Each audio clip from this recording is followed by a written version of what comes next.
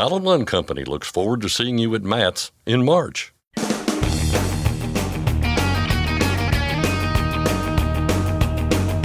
OOIDA, representing America's truckers since 1973, presents Landline Now with your host, Mark Reddick. President Trump has slapped new tariffs on Canada, Mexico, and China, which are responding with moves of their own. What might the latest developments mean for the trucking economy?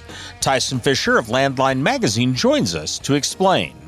The OOIDA Foundation is out with its 2025 freight rate survey. The foundation's Andrew King joins us to break down the figures and what they mean. Broker transparency, lease purchase programs, and advocacy. This month's issue of Landline Magazine covers those topics and more. Jamie Jones and Mark Schremer of the magazine join us to discuss. And finally, for some time, truckers have been battling a growing problem, freight fraud. Now Congress is targeting the practice. I'll talk with Bryce Mungen of OOIDA's Washington, D.C. office. And now, here's Scott Thompson. Thanks, Mark. By now, you've likely seen the news of President Trump's new tariffs on Canada, Mexico, and China. But what do they mean for the trucking industry? Joining us to help put things into context is Tyson Fisher, who's been covering the story for Landline Magazine. Tyson, how are we doing? Pretty good. Pretty busy. Pretty busy, indeed. Yeah, there's a lot to cover here. We should start by saying that this is what we know as of our recording time right now. We're talking 25% tariffs on goods coming in from Canada and a 10% levy on goods coming in from China. There was, and I suppose is still, a plan to put a 25% tariff on goods from Mexico. That, however, was put on pause for a month this morning.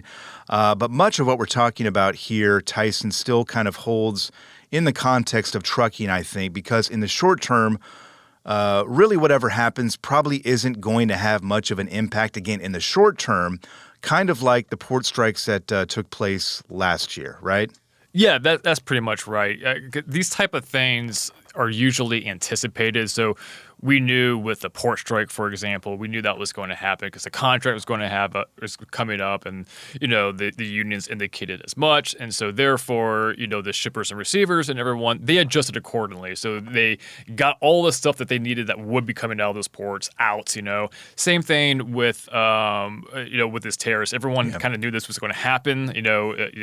President Trump had indicated that he was going to do this during the campaign, so much, let alone recently. So what shippers and receivers did was that anything that they knew was going to be coming in and out of Mexico and Canada, they just, they pretty much got a front load on that. Yep. Got it all in, got it all out. They have that. And so where that puts shippers and receivers now is kind of like in this holding pattern, So now that they got what they wanted out of Mexico, Canada, they're just kind of wait and see how this is going to shake out, because, this can go, many ways. This could end pretty soon, right. Or this could last for days or weeks, we just don't know. And so I think a lot of the bigger shippers and receivers put themselves in a position to where they can kind of sit somewhat comfortably for the next couple of days to kind of see how this shakes out. So short term, there may not be any kind of like a major significant effects on, the trucking operations and therefore consumers. Yeah, and I think that we should underline and bold that and put it in italics that, I think this is a negotiating ploy in a way, being employed by President Trump. He wants Mexico and Canada in particular to do more to stop illegal drugs and illegal immigrants from crossing the border. Short term, we kind of know where things stand. We don't know how long it'll go on for. But when we look at the longer term, timeline of this, were this to play out the way it looks like it might play out, there are some much bigger concerns. I know you spoke with a couple experts, economists on this very issue, and they basically said as much, right? Yeah, there's kind of a somewhat of a consensus among at least, the economists who specialize in freight, which is, yeah, short term, not so much. Long term, though, we could see increases in costs. Just general trucking operational costs can increase. Yeah. There's a lot of reasons why this would be. First of all, shippers and receivers are going to have to shift their supply chain model, how they want to do things, and so just that level of uncertainty that comes with tariffs and how long they may or may not last. Yeah, it forces these companies to kind of make policy changes changes, again, supply chain changes, which can, cost money, Right. And then you also got to, mention that, there's also a 10% tariff on Canadian oil. Right. So that can, it could potentially drive up, fuel costs. And of course, that's one of the biggest operational costs for trucks. And so this is all long term again, because if this were to end in the next day or two, or even within this week, we're probably not going to see those downstream effects really. It would have lasted long enough for us to feel that. But if it lasts longer, we absolutely can for those reasons I just mentioned. And of course, anytime the trucking industry, the operational costs go up, who feels that ultimately in the end is going to be everybody. It's going to be the consumers. And so again, that's kind of like the long-term feel in that. Now, the one thing that, the people that I spoke to was like, there's also this consensus, like, they understand the need for the tariffs or why it's happening for border and all that, but it's just the unintended consequences of that is kind of what they're kind of like predicting going outwards. And that would be, again, an increase in trucking operational cost. Yeah, and historically, when we've seen things like this, it leads to inflation. And as we know, inflation has been an issue in the past. And you talk about the price of goods going up. We also need to look at what Canada and Mexico and China may do in response as well, which is only going to exacerbate the issue there. Again, this is all if this plays out. Sure. I think that's the big thing. Saying all this, we have heard from trucking organizations. OOIDA put out a statement. There are some genuine concerns out there that are being expressed to the Trump administration about their moves here. Yeah, so the trucking industry seems to kind of be on the same page on this, which is right now, again, in a holding pattern, which is the thought here is that it's too soon to make any kind of predictions and how this is going to shake out. But ultimately, what it comes down to is that if the trucking industry believes that if this were to last long enough, that it's going to hit operational costs. But with that being said, again, since no one kind of knows what's going to happen, how this can end up. Basically, no one's making any definitive statements because to be honest, it'd be just kind of foolish. And actually, anyone who's making any bold statements right now don't know what they're talking about because no one really does. We don't know where we're going. No one really does. And so that's kind of where the trucking industry is right now, which is, OOIDA and ATA have pretty similar statements, which is, we're just kind of, our experts, in-house experts are monitoring this situation closely, and we're going to kind of, just kind of play this out, see how this plays out, and then adjust accordingly. But right now, it's just like, we understand the need for this tariff, why it's being done, but do understand that there are unintended consequences. And President Trump said as much. He even said that Americans can feel some pain. I think it was a quote that he used. And so everyone kind of understands that tariffs will have this effect. But right now it's just kind of like, let's just kind of wait and see. I think that's the key phrase there. It's just let's just wait this out at least for a couple of days and see what happens. Because as you mentioned, Mexico is already kind of reached negotiation stage, that 1 month delay. Canada, we haven't seen anything yet. Haven't heard anything from China either. But it's very possible that there'll be similar negotiations with those two countries. And so by the time maybe this airs, this will be all null and void. We don't know. But that's the kind of thing. But that's the thinking right now, which is like let's just wait before we kind of make any bold statements here. Yeah, we'll wait. We will keep an eye on this, obviously. It seems like a new development comes out every few minutes here, so we'll keep people updated as well as we can here. Tyson, we appreciate your work on this, and we'll see you again soon. Yeah, thanks for having me. You can check out Tyson's story on this very topic on our website, landline.media. We appreciate Tyson Fisher for his time, and thank you for listening here. For Landline Now News, I'm Scott Thompson. Mark, back to you. Thanks, Scott. Next, we'll discuss what we learned about freight rates in a recent survey with Andrew King of the OOIDA Foundation. Jamie Jones and Mark Schremer offer up what the latest issue of Landline magazine contains on topics such as broker transparency, and I'll discuss 2 bills designed to combat freight fraud with Bryce Mungen of OOIDA. I'm Mark Reddick, and this is Landline Now.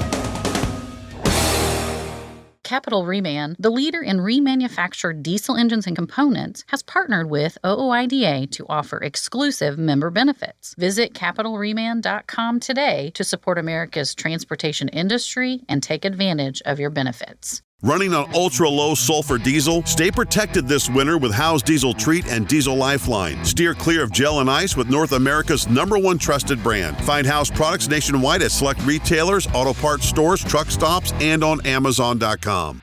It's tested and proven. Burn 2.1% less fuel when you balance all wheel ends with Centromatic. Call 800-523-8473 to get the OOIDA discount. Welcome back to Landline Now. The OOIDA Foundation is out with the results of its newest survey. It's dedicated to freight rates. It's something they've been doing since 2010, and this year's survey yielded some interesting results.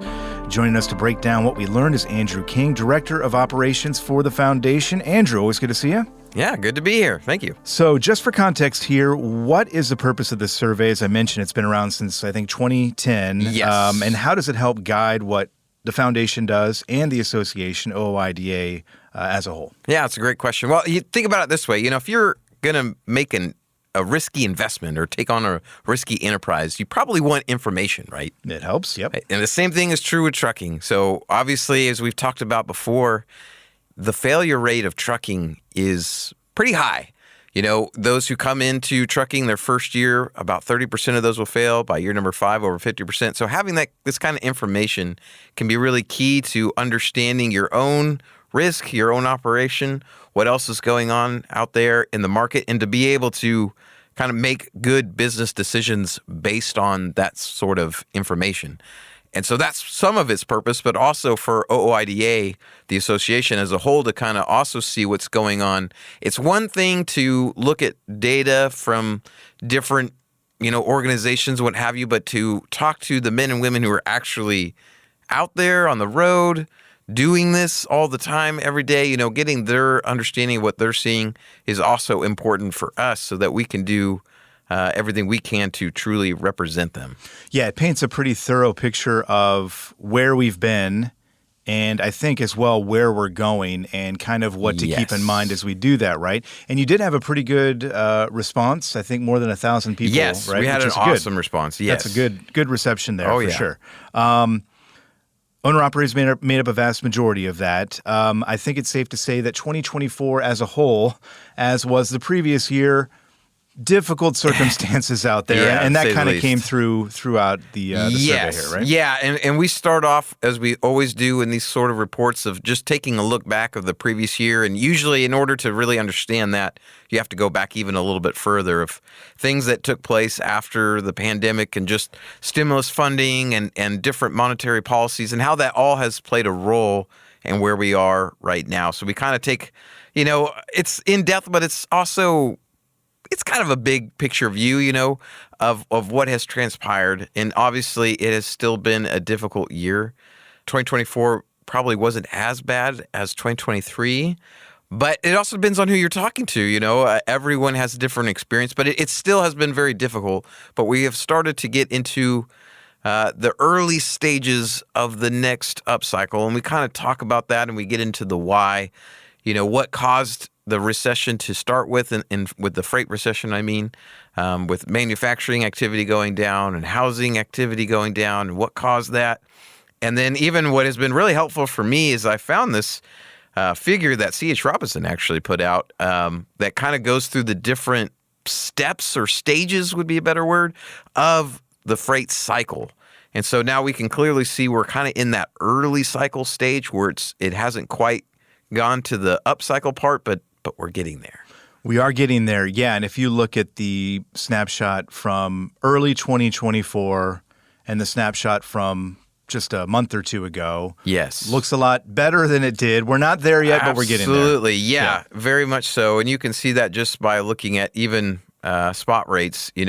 They have finally started turning positive year over year, which is always a good indicator that something good is about to happen, considering we've been negative since the middle of 2022. Yeah, as I don't have to emphasize that with our listeners. They have felt that, they've seen it. Yeah. But things are starting to change. And so we kind of briefly touch on that and why, to see some of that big picture understanding, which I think is really important. Knowledge is power, right, in anything. And it's especially important here in the freight market, and understanding when is it good and when is it bad, especially if you're going to try and make a decision on maybe going out under your own authority, or maybe you want to switch to leased on during the down cycle and then switch back, which is not unusual. People do that all the time. Sure. I want to look at the numbers now, and let's kind of get into these here, the freight rates and the trends for 2024. There's no one figure here, really, we should say, because the rates are kind of different based on the type of operation someone was running last year. Overall, though, the average rate did increase. It did. There is some fine print to consider there, though, right? Oh, yeah, always. And this is the issue with survey things. I mean, one, it's self-reported. But the other thing is there's always outliers. So there were some outliers in this survey that I think brought it upward a little bit. But there are also some that were kind of unusually low. Yeah. So to me, it actually does make sense. I would think that the increase probably would have been a little less, but 2024, especially towards the end of the year, there was a steady increase in certain markets. They were seeing positive rate increases, positive demand increases. So I think that's maybe perhaps what we're capturing here. Yeah. And company drivers, I thought it was interesting, did get the lowest compensation, although they saw an increase in pay, right? Yeah, that was pretty telling. So like the other segments, like leased on, and those under their own authority, they both saw decreases, actually, in rate per mile from the previous year. But then fleet owners and company drivers did see some increases in their pay. So that probably is what leveled it out a little bit. And one thing that really stood out to me in the last year's survey, when we looked at like short haul operations, they saw a tremendous drop in their pay, which really makes sense.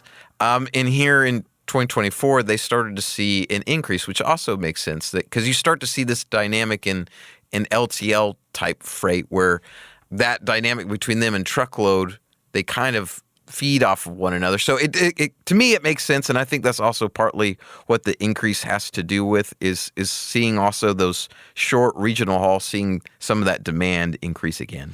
Yeah, and again, just to kind of run through the number there real quick, the average rate did go up 13 cents per mile. This is everybody, right? Yes, to 222 last year. That is overall. So again, take that into account and keep that in mind. Exactly. So if you're listening to this, you might say, no, that's not true. That's way off. But again, it's an average, and that's Yeah, we're talking snapshots again here of the entire thing here. We talk all the time about the importance of knowing your cost of operations. A majority of respondents did, in fact, know their cost of operations in 2024. And it makes a difference, and I think the survey kind of backs that up, right? Yeah, and it has every time we haven't always asked this question, but when we do, we see that there's always an uptick in those who knew their cost of operations. So especially when we look at owner-operators, because they should know, opposed to company drivers, we're cutting them out. Right. And just looking at them, with those who did know earned 26 cents more per mile, which is not a small number by any adds means. up real quick. Yeah. It does, absolutely. So that's really big. And the other thing that you're bringing out, because knowing cost of operations is important, but it's not just how much you make, it is how much your costs are. And those did also slide down 8 cents per mile to $2 for the average. So that means that they're making a little bit more and costs are a little bit less. So that does increase profits overall. And that kind of bears out in some other metrics that we see and that we keep track of in the foundation. Yeah, and this was something that actually kind of surprised me as I was going through the numbers here, that the average operating cost per mile actually did go down last year. Is that based on 2023 and how sky high they were, or? Yeah, I mean, if you look at, the big thing is fuel, right? Sure. Okay. So repair and maintenance is still high. I'm not saying it's not. But fuel has come down so much that you have seen quite a drop. So our high point was in 2022 when our survey respondents said their average cost per mile was $2.38, which is insane. High, yes. Yeah. It's insane. Yeah. So we've come down a lot from that, and I really believe that's mainly because of fuel. Yeah, that makes sense. Actually, when you point that out, it becomes a little bit more clear there for sure. Yeah. Miles traveled, this did not surprise me as much. They did go up in 2024, and I'm going to guess there are a number of reasons why for that. Yeah, the biggest thing is when the market is down, people tend to drive more. I know that might seem counterintuitive, but if you need to acquire more freight, you need to haul more loads in order to make up for your costs. Your margins might be more thin, but you need those extra miles. And you see this time in and time out when you look through the freight market cycle. When things are going really well, people actually drive less. Yeah. Now, not everyone's going to agree with that, but that's what you see in the data, which logically makes sense. I'm not going to drive more than I have to. Right, yeah. Whereas the opposite is also true. When rates go down, people tend to drive more because they need to make up for that lost revenue. So that gives us a snapshot of 2024. You do also ask survey takers how they feel about the future, in this case, 2025. Taking this information that you gathered here, carrying it over to this year. Yes. How are people out there feeling about the months to come? Positive, actually. Yeah. That really bore out in the numbers. So 40% of the respondents said that they had a positive outlook for 2025. And then another 40% said that or almost 40% basically, said that they thought things were going to stay the same. The big thing that I watched too is that obviously the negative views dropped tremendously as well. So we also asked them why they have such a positive outlook. And a lot of that had to do with just change in administration. They see costs being cut here coming up and just think that economy will be boosted overall. And there is a thing, it seems to be anyway, this Trump effect. Like, if you look at motor vehicle sales since the election, crazy how much they have increased. A huge, huge jump. And there's no reason why that should happen, except the only thing different that happened was the election was completed. Yeah. Having that uncertainty out of the way alone, regardless of who wins or not, that too will cause people to invest. And so I think that's where a lot of this positive outlook is coming from. We're also reaching what is a natural end of this cycle that we have seen, which also plays into this as well. I think people are seeing that. Yeah. You said at the top here, what you do with this information, and it kind of helps give you a better idea of where things are and where they're headed. That is something that the foundation that you do in this survey as well. You kind of make an educated guess, prediction, I guess, for the future. If you're looking at that crystal ball, Andrew, tell us what's going to happen or what you foresee happening, I guess, over the course of this year. Yeah, it can be scary. Well, I believe, depending on how monetary policy goes and tariff policy, that we should see between a 5 and 10% increase in rates year over year. And I think that is because manufacturing activity is starting to pick up. We see the monetary policy from the Fed. They've cut interest rates the past 3 months or the last 3 months of 2024. And perhaps there might be one or two more in this year. We'll just have to wait and see. All those things should generate some manufacturing and some housing activity. And that is really kind of the two big what do you call it? They're really the big two shakers and movers when it comes to freight demand. So if things stay steady, you should see quite a good increase this year. That upcycle should take place. There can always be surprises, as we know, and things that kind of do shake things up in a negative way. Anything out there maybe make you I know the tariff talk is my number one concern, and I know people will have different opinion on that. But if you look at past research, it's pretty clear that tariffs can have an inflationary effect, which would ultimately be very bad for trucking. So that's my biggest concern. Sure. Really. Yeah, and we'll see what happens. Obviously, they have not. Right, because, other things maybe offset it. Maybe other investments in activity is able to eliminate that concern. So lots to keep in mind, as always. We'll have you back soon and talk about whatever else comes up. OOIDA.com/foundation. You can go there for all the latest research, surveys, everything in between. Andrew, we appreciate your time. Thank you for having me. That was Andrew King of the OOIDA Foundation. Landline Now is back right after this. Are you tired of the IRS following you around like a dark cloud? Call 888-557-4020 and get your life back. At TruckStop, we've built a better load board for carriers like you. Sign up today and access over 600,000 loads on the most trusted online load board. Learn why the best in the business rely on TruckStop to make more money and start driving your profit today. Well, Landline Now. Welcome back. We are into the month of February, and that means it's time to talk about a new issue of Landline Magazine. Managing editor Jamie Jones and senior editor Mark Schrimmer join me now. Thank you both for coming in. Hey, you're welcome, Ashley. Yeah, thanks for having us. Now, Jamie, I want to start with you and the editor's page, which you titled The Sound of Silence, which, great song. Oh, it's an incredible song. And I love both versions, the Simon and Garfunkel and Disturbed. And it's just like, depending on my mood, is which one's going to get played on the playlist. So I don't know. And it's funny, you normally don't write about silence. You don't talk about it. You know, I mean, it's this weird thing that you don't realize the power that it carries until you really stop and think about it. I know you and I talked about it a while back, because when I did the interview with Jimmy Mack, we talked about using silence in interviews strategically. You know, and you can let a really good point hit by letting that silence just hang there for a second.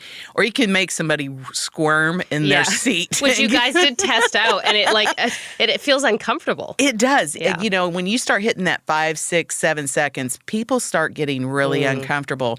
And it's a tactic that we use in interviews where we know that somebody's not being forthcoming with the truth. You know, you can use that as a true weapon. And so, you know, and again, we're talking about silence, nothing happening. And so, you know, I was just kind of, that's been in my head a lot lately.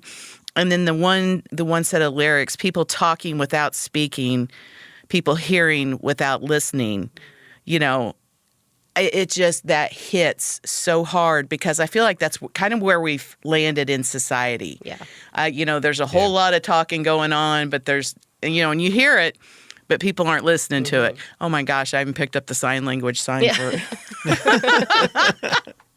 Anyway, but it's so important to realize that silence can be good or bad, and especially when you lay it on top of the advocacy efforts that, you know, OOIDA does, and all of the things that are going to happen with this new president, new administration.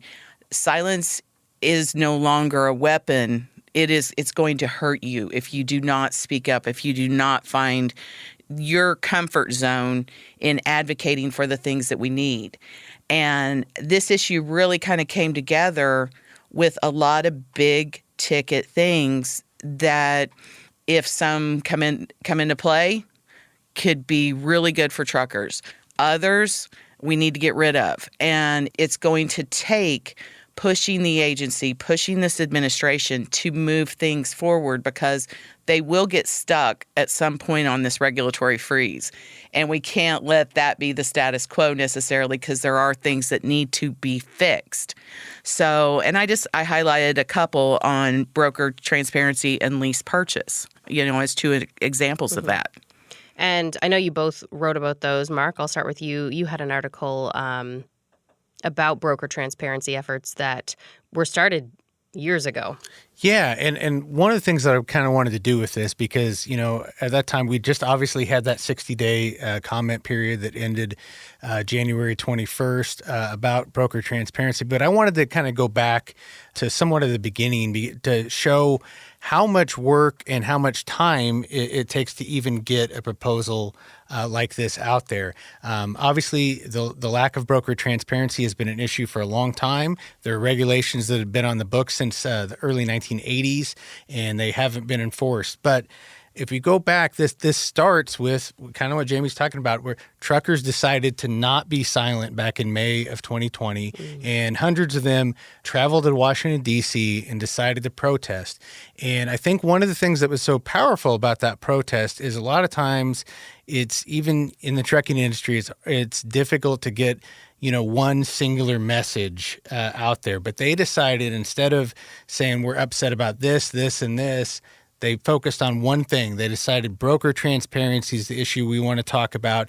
And, we have photos in the magazine with the signs on the truck saying things like, we want broker transparency. We're the backbone. We won't be squeezed out. And those messages were very powerful. And they caught the attention of then President Donald Trump in his first term. And it set up a meeting with White House staff. And, it kind of got everything in motion. And OOIDA was paying attention to this and knew that this was a perfect kind of moment to strike, even though this had been an issue that had been out there for a long time. Sometimes you need to wait. It's like that in football, you got that trick play, but when's the best time to call it and to use it? And they knew, okay, this is the time. So, shortly after that protest, OOIDA files that petition for a broker transparency proposal to strengthen those regulations. And, here we were, all the way into 2025, and we're seeing that come to fruition. And luckily, as we know now, truckers weren't silent on that issue, nearly 5,000 comments. Yeah. And it just kind of goes to show the wheels of government move very slow. but you can keep them moving. Exactly. And that's the whole point that we're making. Yeah. It's not a lot of fun to talk about this, and you definitely don't want to sound like you're preaching to people. Yeah. But you can only sit in the same filth for so long before you've got to say something about it. And that's really where we are with broker transparency. The regs are on the books. We just want them perfected and enforced. Mm-hmm. That's it. I mean, there's not a big ask here. Yeah. And so it should be easy for the administration to go ahead and pick up on those promises and what they were doing on it in the first term and move that ball across the finish line this time. Now, Mark, you also touched on lease purchase agreements in this issue. Where are we with those, with these predatory lease purchase programs? Yeah. So the Truck Leasing Task Force came together about a year and a half ago, and they started, they had a pretty, diverse panel. Some of them were owner-operators, some attorneys, people on kind of the leasing side that were a part of this task force. We had no OOIDA representative on there. Yeah, definitely. Jim Jefferson. Yeah, and and obviously he's somebody who has seen those complaints firsthand. So I think that there were some varying opinions on this when they came in, but that year and a half, they started really analyzing the data, hearing from truck drivers and their experiences of people who had taken part in these lease purchase agreements, and started just hearing the hard numbers and data and how infrequently or uncommon it is for a truck driver to end up owning the truck at the end of one of these. I mean, more than 90% of these end up in default. I mean, that's staggering stuff. So where you have you might have had a few that sounded in those early meetings. I think these are good things, and they would say things like entrepreneurial spirit, if I can speak. But later on, you could see they were kind of changing, and everybody kind of came together on the task force and understood these are in a predatory manner, and they're being done in a way that favors the motor carrier, that is not, they're not trying to make an owner-operator at the end of this. They are instead, these contracts are set up in a way where drivers are just going to get paid less for working as basically an employee. We've seen stats out of there that, drivers under these were making 20 cents a mile, where the average driver was making 70-some cents a mile. So it just shows you all they were doing was working for far cheaper. It also showed that there was a safety issue. Obviously, if you're not bringing in very much money, you might go, well, I'm going to try to keep these tires out a little bit longer. I can't do this maintenance thing right now. Maybe I'm going to, push to get there a little bit faster, even though I'm getting tired. Fuel and go and tear through the parking lots. I mean, we've heard all the stories. Yeah, and it's definitely an issue. And to get finally to your question, I know I was a little long-winded here, but but they came to an agreement of that their first recommendation is that this model should be banned and eliminated because as they, we put in the headline, irredeemable tools of fraud and driver oppression, that's how strong of language they have against that. And I was writing in the magazine about the draft report, but that now has been made official. That is the first recommendation that the task force has had to Congress and to FMCSA that we should eliminate this model. I think the coolest thing about that task force, you were tied to all of the hearings and everything, and you always are kind of curious if these things are going to be a snoozer that you really have to muscle through and get those news tidbits out of. But when the Consumer Financial Protection Bureau, they came in and took the gloves off. It was 100%. That was impressive. And to have a group like that come in and be that adamant that this is one of the worst things that they've seen, not quoting directly, but it was very impressive. Well, and to think that too, these are groups of people that have nothing to do with trucking. They just analyze contracts and those sort of things. And they walk into this and just seemed amazed. And like you said, some of the language that they had of Ryan Kelly of the CFPB, this quote always stands out to me when he was talking about, analyzing the results of these and that more than 90% of these end up in default. He's like, that's not an accident. Like if 90% of these contracts fail, the contract is designed to fail. Mm-hmm. And to me, that was so powerful. And I think it really opened up the eyes of a lot of the people on the task force when they heard those sorts of things. Because like I said, there was one driver who actually was one of the rare cases that successfully completed a lease purchase. And so she was like, well, I want people to have this chance that I had. But by the end of it, she was like, "Oh no, I was one of the lucky ones." Yeah, I was one of the rare things. I won the lottery, but that doesn't mean that everybody should be subject to this sort of program. Another thing that was in this issue that I really liked was kind of an advocacy guide. Tell me more about that. This is something we do some form of this every year, and it's always hard to come up with something that's really going to motivate people to reach out to lawmakers, especially when they feel like they're not being heard and when things aren't getting any better. And so right before this issue started getting planned and put together, we had the OOIDA Fall Board of Directors meeting. Fall Board of Directors meeting. Yes, I said that right.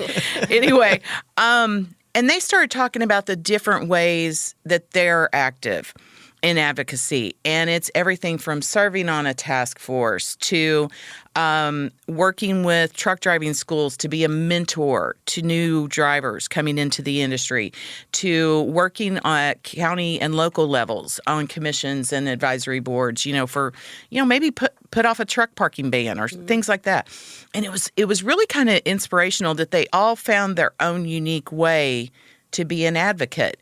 And that's where we really leapt off for this guide, is that there's not one way to be an advocate, to make change for your life. And you've just got to find your comfort zone, what fits it. I mean, you hate to make phone calls. You like to use chat. I know this.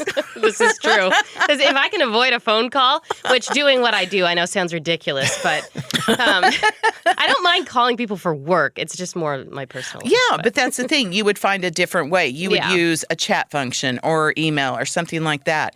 And there's all of these options in there. And one of them that I think is really fun, Danny Schnautz mails magazines to his lawmaker.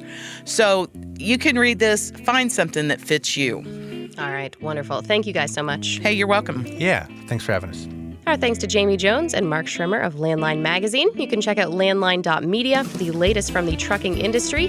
And if you have a news tip for us, you can contact us through our website or call 816-229-5791. For Landline Now, I'm Ashley Blackford. We'll be back after this. Since you started, what you've loved about trucking is the freedom. Heading out on your favorite route, a good driving song, and thinking about truck insurance. Well, maybe not that last one. That's why we're here. At OOIDA, we have a full range of truck insurance products, expert advice, and great customer service, helping you get the right coverage for your operation. Go to OOIDA.com because your job is to drive. Our job is to help with everything else. Landline Now, welcome back. For some time, truckers have been battling a growing problem, freight fraud. And while it comes in many forms, the end result is often the same. A trucker gets ripped off. Now, 2 bills are targeting the practice. Here to explain what's going on with that and more is Bryce Mungen of OOIDA's Washington, D.C. office. Bryce, how are you doing? I'm good, Mark. How about yourself? Very well, and I'm sure a lot of people will be happy to hear that something is moving forward to try and combat this problem. Mm-hmm. As I understand it, there's 2 bills that are in Congress. What are these 2 bills, and who's behind them? Yes, so these 2 bills, they are identical pieces of legislation that have been introduced in the House and Senate.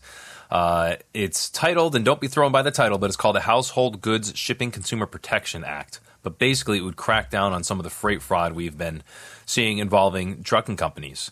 It's being led by Delegate Eleanor Holmes Norton, the Democrat from Washington, D.C., and Representative Mike Ezell from Mississippi, a Republican from Mississippi. And now over in the Senate, it's being led by Senator Deb Fischer from Nebraska, Republican from Nebraska, and Senator Tammy Duckworth, a Democrat from Illinois. So it's very encouraging that this legislation has been reintroduced in the House. It's the first time it's introduced in the Senate. And, you know, as we'll talk about, you know, this isn't the silver bullet that's going to fix all of the freight problems we've been seeing, but it is a really important first step that's going to help crack down on some of this.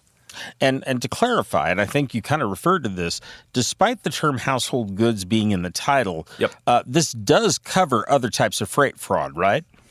Yep, absolutely. Yes, this covers household goods, obviously, but it also deals with FMCSA's authority and requirements more broadly to include, anyone who FMCSA has authority over.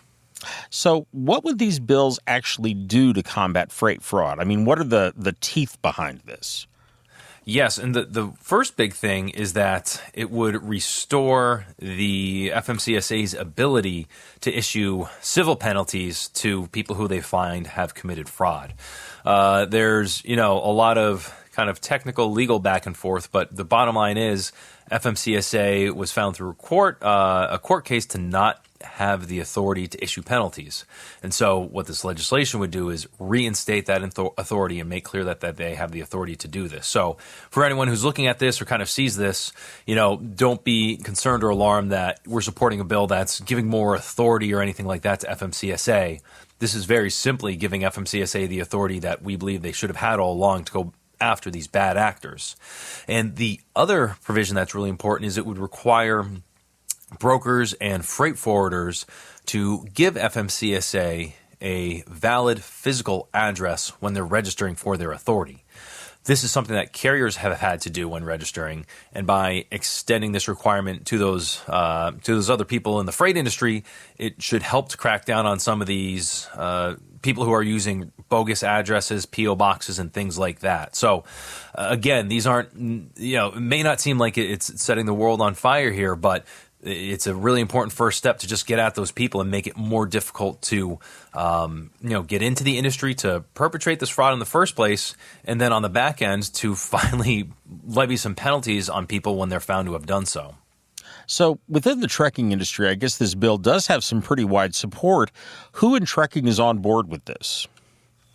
Yes, so it's pretty much, I always, whenever I talk to offices, I'm like, be careful when you're stepping into a trucking issue because you never quite know who's for something, who's against something, but this really is a bill that kind of unites everybody here.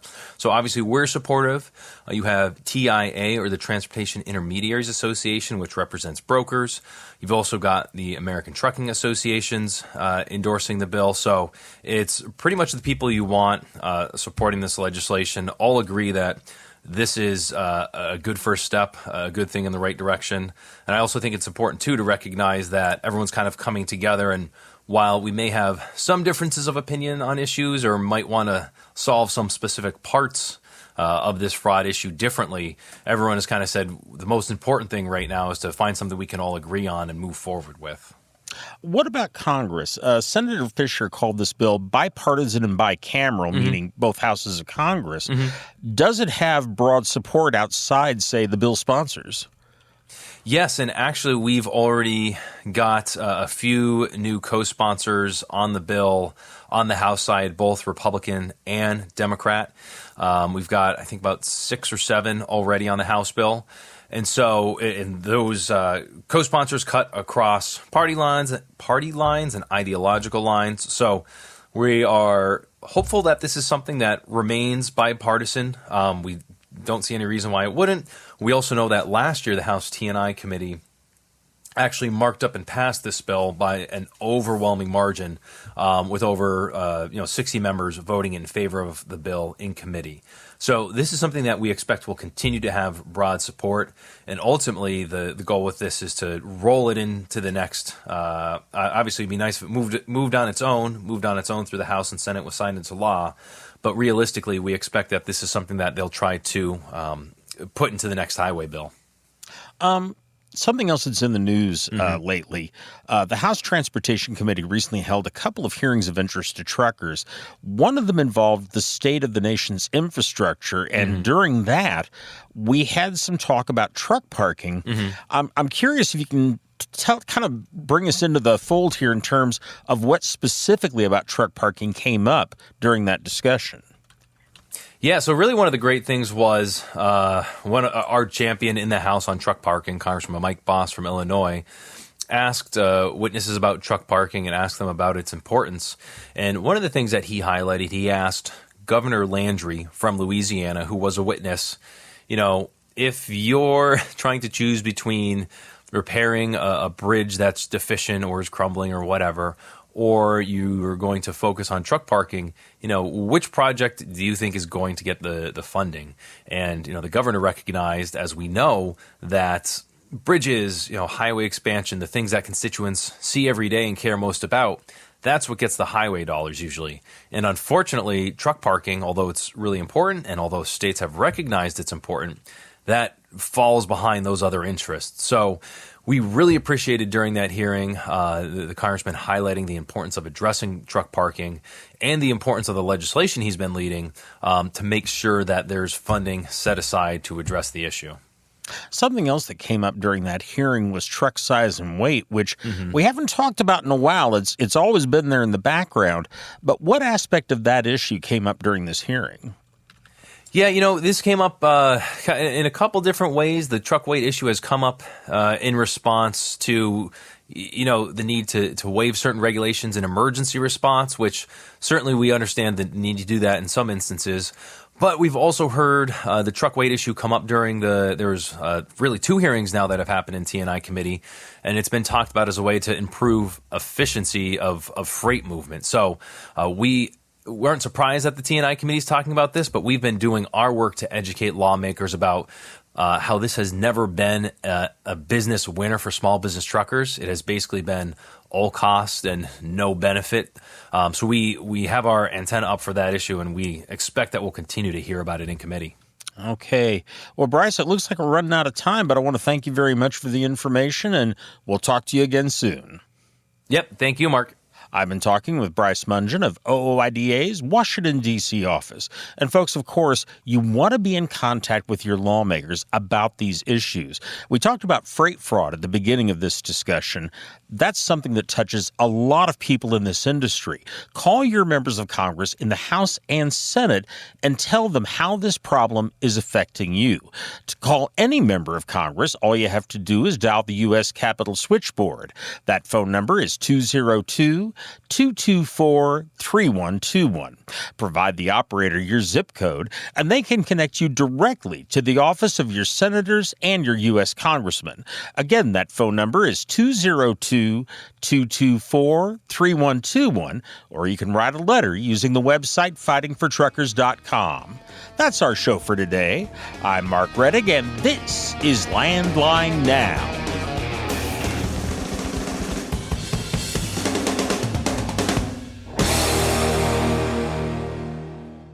Thanks for listening. Be sure to like and subscribe. If you want more content, go to landline.media to get updated news, information, and archived editions of our show. Once again, that's landline.media.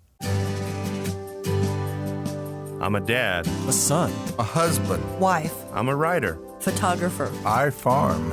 I'm a veteran. I love old cars, fishing, My kids. chrome, And I am a professional truck driver. And together we are OOIDA. OOIDA was founded by truckers to stand up and speak on behalf of truckers. We've done that by combining the individual voices of our members into a single, powerful voice. Protecting your interests, defending your rights. Join us. Make your voice heard. Join OOIDA, the Owner-Operator Independent Drivers Association.